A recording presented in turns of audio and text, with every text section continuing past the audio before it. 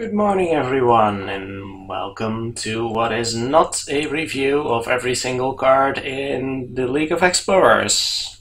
My name is Rooster, and why are you here? Because you want to know the answers to this question: should I buy the new Hearthstone adventure? Because that's what people are actually watching those reviews for. Or maybe they're just trying to figure out some new deck lists.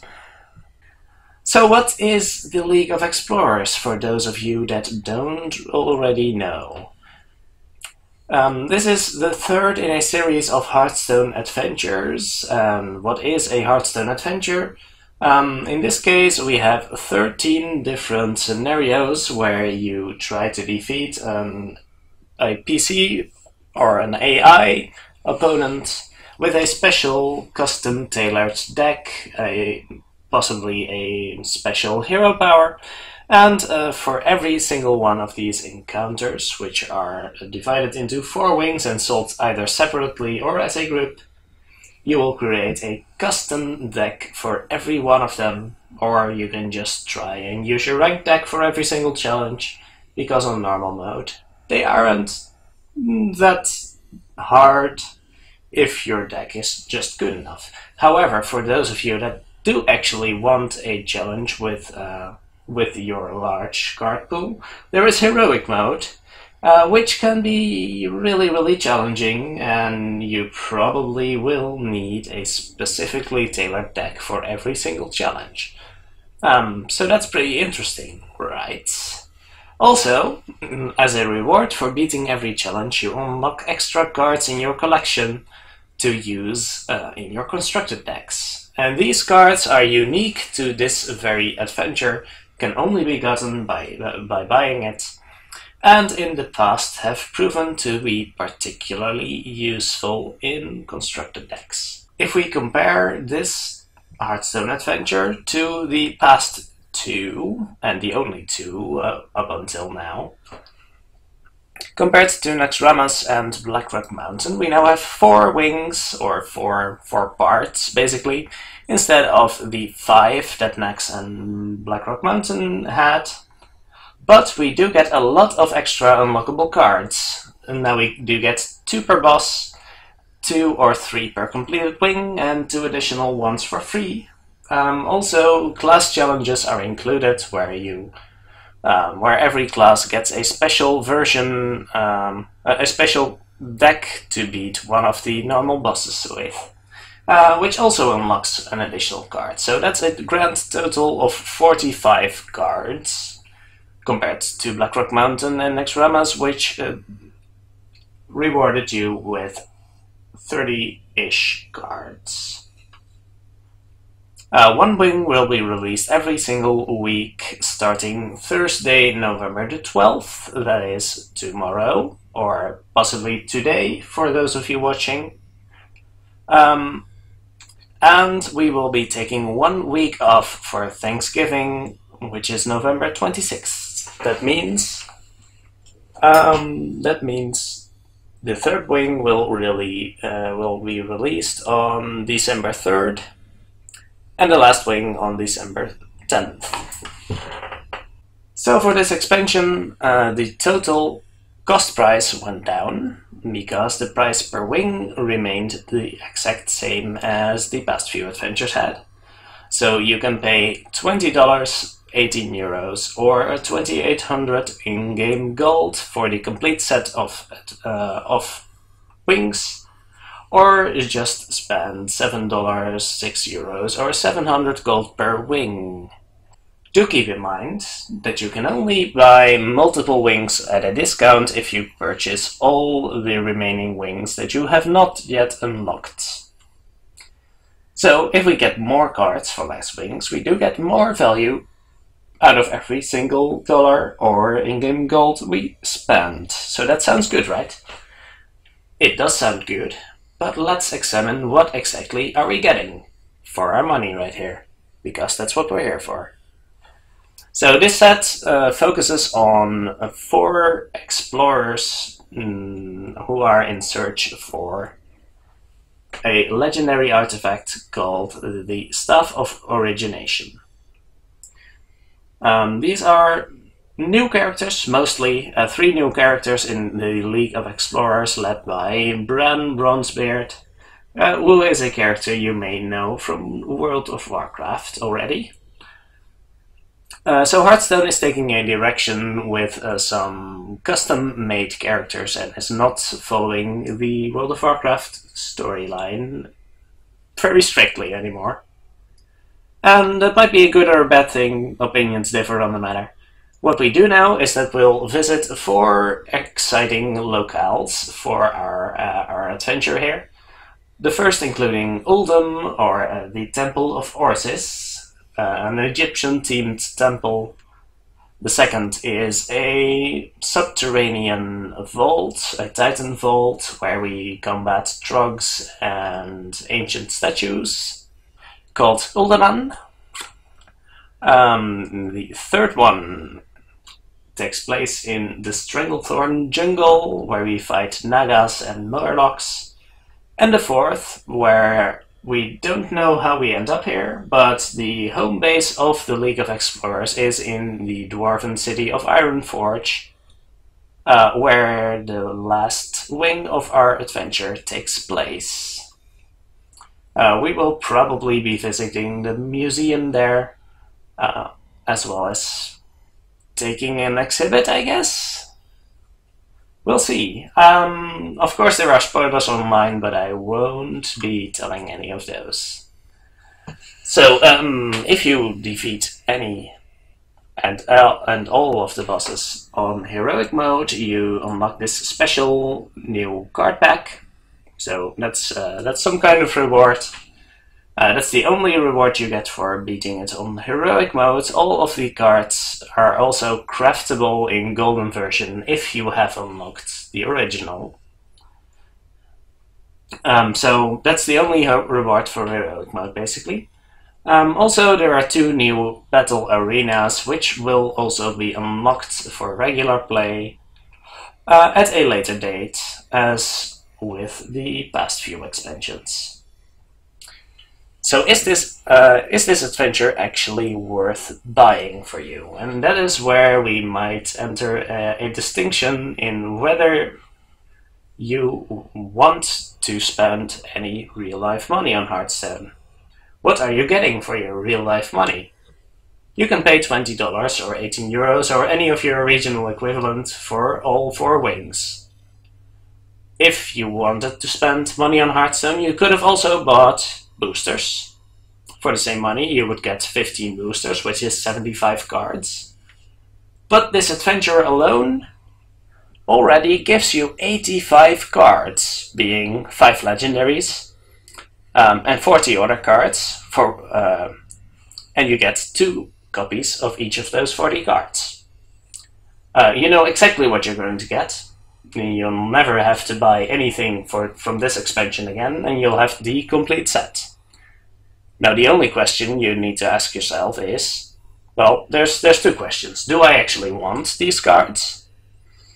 And are these cards actually worth 20 bucks to me? Those are relevant questions to ask yourself.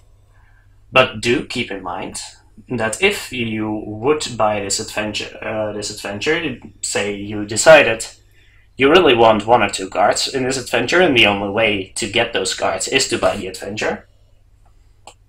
If you would buy this adventure with in-game gold, you are paying 2,800 gold.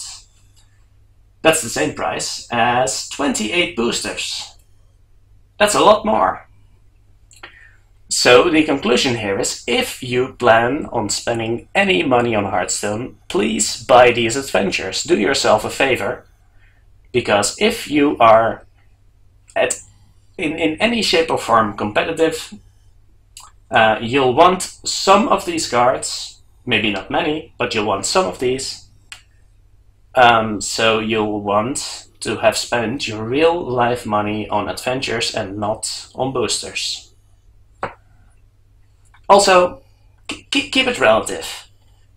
If Blizzard releases 2 adventures every year, then you will be spending less than $4 a month on just buying the adventures.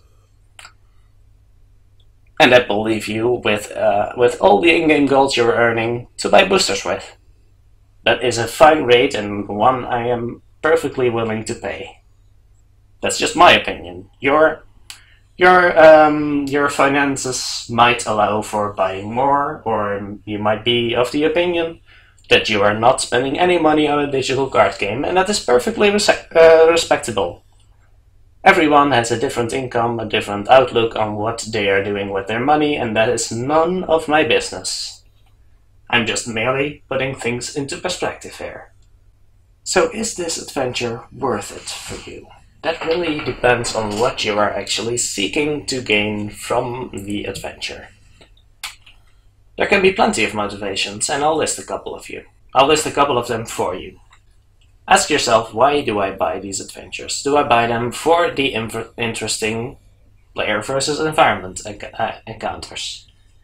These encounters in the League of Explorers might be quite a bit different than what you're used to. They are focused more on the exploration aspect, on the story of these 4 adventurers you see in the background. And there are some actual player versus environment, not player versus raid boss encounters. Just digging through, escaping from a temple, or traveling through the ancient Dwarven Vault. Those are also encounters, and they involve Hearthstone minions in some way, shape or form, I don't know. But that might be at least a different note than the last few expansions will have been. So that could be interesting. You might enjoy the challenge of beating the heroic bosses. That's something only adventures can offer you, at least when it comes to Hearthstone. You also get a card back for bragging rights, so that might also be worth it for you. Also, these adventures tend to have a bunch of interesting, unique cards to use in your constructed deck. They may not be very, very competitive, but they may be a lot of fun to use, especially, for example, in Tavern Brawls. If those cards that you want are only obtainable through this adventure, then surely you will want to buy it at some point. And the last point I can think of, at least, is you want good cards to use in your deck on ladder. And that is a point that we might expand a little on, because are the cards in this expansion any good on ladder? That's a very real question. So have the cards in Hearthstone Adventures been traditionally constructed viable? Yes, they have been. Naxxramas contained a lot of what people now consider to be essential cards for their constructed decks.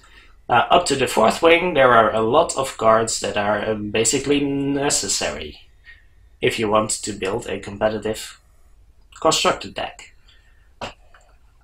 Of course, unless you want to play Druid, then you'll have to buy the 5th wing also, because Shades of Naxxramas are really powerful in Druid decks, mostly in Druid decks. Might be useful in other decks too, but mostly Druids. Blackrock Mountain toned it down a little and put its one really powerful card, Emperor Thorsen, in the very 1st wing. So many people only bought the 1st wing in Blackrock and then started buying boosters again, because the rest of Blackrock did not interest them very much. Unless they wanted to play dragons, in which case they really needed everything in the whole expansion. So they needed all of the wings. Now in this expansion, in this adventure, we don't know how essential any of these cards are.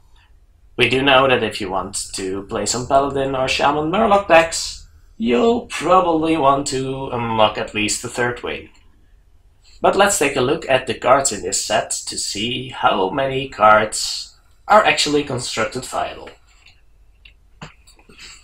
In the 1st wing, we have a very decent legendary, an interesting aggressive card with a huge amount of power and an interesting drawback.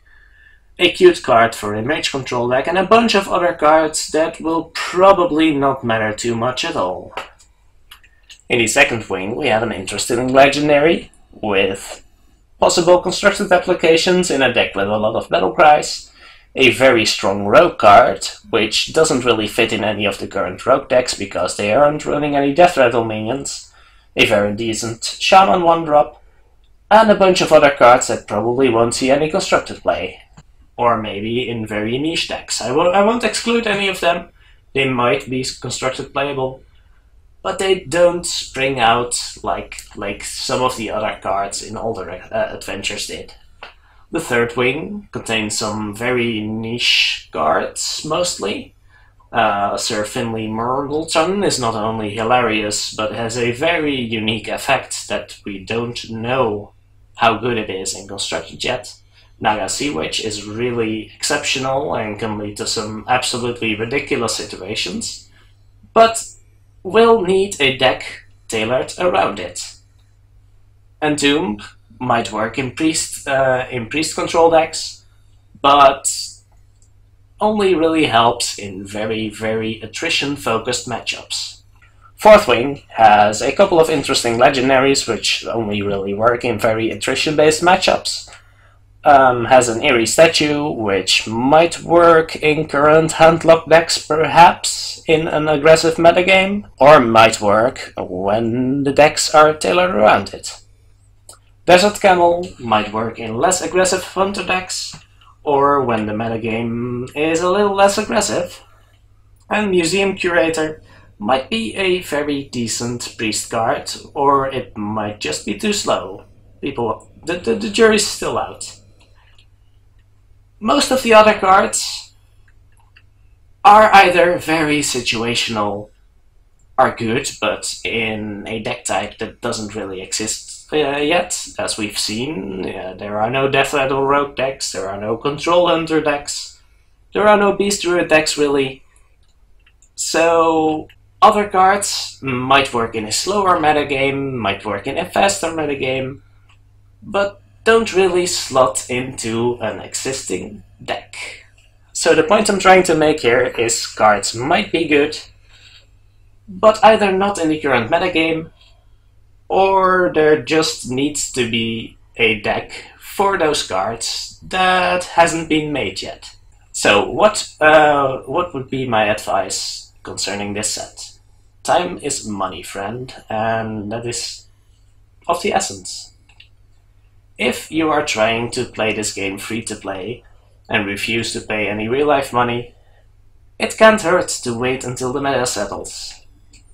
It is very hard to predict which of these cards will be useful in constructed. The only thing I can say is probably Naxxramas and the first wing of Blackrock Mountain are way more useful than any of these cards will be. Or at least they are much more reliable because we know those cards to be good, and we can only guess at the viability of these cards. However, the cards that we just looked at, none of them have really shined out to us as a card that immediately is useful in current constructed decks. So, to be safe, just stick with what we know. If you don't have Nax or BRM yet, they're probably better investments. So in conclusion, if you spend a lot of time playing Hearthstone and you don't mind spending a couple of bucks per month on Hearthstone, adventures are a great investment. If you are free to play, wait for a bit. You're not in a hurry. People haven't really found the most amazing deck using cards from this expansion yet, so you can afford to wait. Let other people make some really good decks first, and then buy the expansion when it seems that you can't live without it. And otherwise, you'll still have your money and you can buy boosters with it. If you don't have the wings of Naxxramas and Blackrock Mountain yet, you're probably better off buying those first and leaving the League of Explorers to a later date. Alright, I hope this video has been of some use. Thank you very much for watching, and I hope to see you in a soon-to-come video.